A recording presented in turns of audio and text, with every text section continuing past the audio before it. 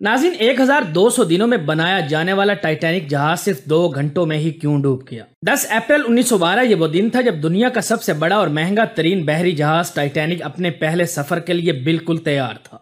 जहाज में अमले के 892 अफराद समेत 3327 मुसाफिर सवार हो चुके थे और लाखों की तादाद में लोग टाइटैनिक जहाज के पहले सफर का आगाज देखने के लिए खड़े थे। मुसाफिरों, अलविदा करने वाले लाखों लोगों और ना ही टाइटैनिक के अमला को यह मालूम था कि जो जहाज कुछ ही लम्हों में रवाना होने वाला है, उसको बनाते वक्त 6 ऐसी गलतियां की गई हैं जो कि इस टाइटैनिक जहाज को बदतरीन हादसे का शिकार बनाने वाली हैं। जहाज का पहला सफर इंग्लैंड के शहर साउथहैम्पटन से शुरू होना था, जिसका दिन 10 अप्रैल 1912 मुकर्रर किया गया और इसकी मंजिल अमेरिका का शहर न्यूयॉर्क था। टाइटैनिक की इकोनॉमी ओशन में सफर करने की कीमत $30 जबकि फर्स्ट क्लास में सफर करने की टिकट $150 थी। दोपहर को ठीक 12 बजे टाइटैनिक ने अपने पहले सफर का आगाज कर दिया और साथ ही टाइटैनिक की गलतियां आना शुरू हो गईं। कैप्टन स्मिथ को जहाज मालकान की तरफ से डेडलाइन दी गई कि किसी भी सूरत में 17 अप्रैल तक यानी सिर्फ 7 दिनों में न्यूयॉर्क पहुंचना है और इसी वजह से कैप्टन स्मिथ ने जहाज की रफ्तार शुरू से ही तेज रखी और यही टाइटैनिक की सबसे बड़ी गलती थी। अब टाइटैनिक को चलते हुए 3 दिन गुजर चुके थे।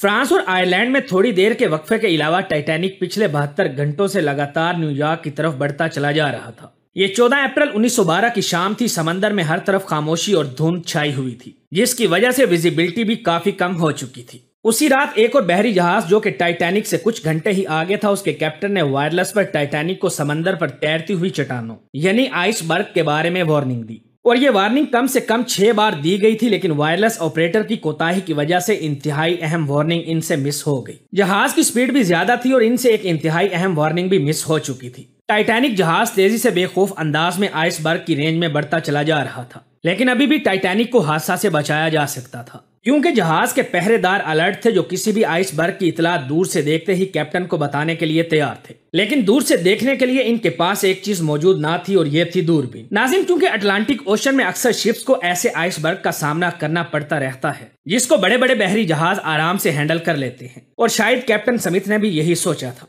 आइसबर्ग की खबर मिलते ही कैप्टन स्मिथ ने जहाज के इंजन को बंद करने के साथ साथ टाइटैनिक का रुख बदलने का भी हुक्म जारी किया। बेशक कैप्टन स्मिथ ने आइसबर्ग से बचने की हर मुमकिन कोशिश की, लेकिन फासला इतना कम था कि कुछ भी करना फजूल साबित हुआ। आइसबर्ग अब टाइटैनिक के सेंटर से टकरा चुका था, लेकिन टाइटैनिक के बचने की अभी भी उम्मीद बाकी थी। अब ये उम्मीद बाकी रह गई थी कि शायद आइसबर्ग जहाज की बॉडी को नुकसान ना पहुंचाए या फिर आइसबर्ग जहाज से टकराते ही खुद ब खुद टूट जाए। और शायद ऐसे ही होता अगर टाइटैनिक की चौथी गलती अपना काम ना दिखाती। एक्सपर्ट्स का मानना है कि टाइटैनिक की बॉडी पर जो रिबर्स लगाई गई थी वो स्टील की नहीं बल्कि कास्ट आयरन की बनी हुई थी। इन रिबर्स का काम लोहे के बड़े बड़े हिस्सों को आपस में मजबूती से जोड़े रखना होता है, लेकिन क्योंकि कास्ट आयरन स्टील से नरम होता है और इसी वजह से जिस जगह आइसबर्ग टाइटैनिक की बॉडी से टकराया और वहां के रिबर्स प्रेशर की वजह से खुल गए और फिर वही हुआ जिसका डर कैप्टन स्मिथ को था। नाज़रीन, टाइटैनिक की टक्कर एक फुटबॉल फील्ड जितने बड़े आइसबर्ग से हो चुकी थी और अब जहाज के निचले हिस्से में पानी भरना शुरू हो चुका था। इस खतरनाक तसादुम ने सारे अमले और मुसाफिरों को अलर्ट कर दिया था और साथ ही जहाज के मालिक जोसेफ बरूस को भी।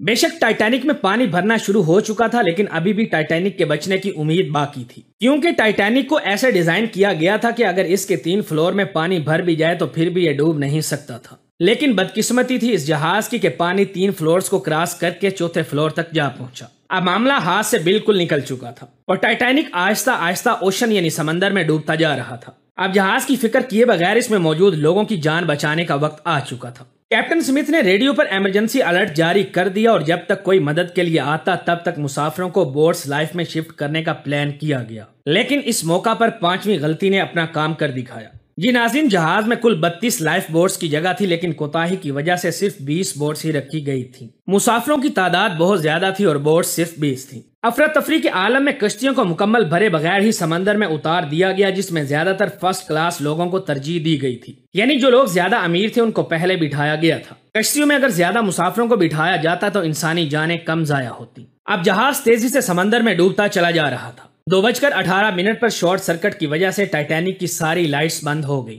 और अगले ही लम्हे जहाज टूटकर 2 हिस्सों में तकसीम हो गया। यूं टाइटैनिक को समंदर के अंदर मुकम्मल तौर पर डूबने के लिए 2 घंटे 40 मिनट का वक्त लगा और इस तरह 1500 के करीब लोग अटलांटिक ओशन के ठंडे पानी में डूबकर मर गए। नाज़रीन, आपको बताता चलूं कि पानी का टेम्परेचर उस वक्त -2 डिग्री सेंटीग्रेड था, यानी अगर मुसाफिर इस ठंडे पानी में छलांग भी लगाते तो भी बचने का कोई चांस ना था, क्योंकि इंसान इतने कम टेम्परेचर में 30 मिनट से ज्यादा जिंदा नहीं रह सकता। सुबह के वक्त कारपेथिया जहाज टाइटैनिक तक पहुंचने में कामयाब हुआ और ये इमदादी जहाज सिर्फ लाइफ बोट्स में ही सवार लोगों की जान बचाने में कामयाब हो सका।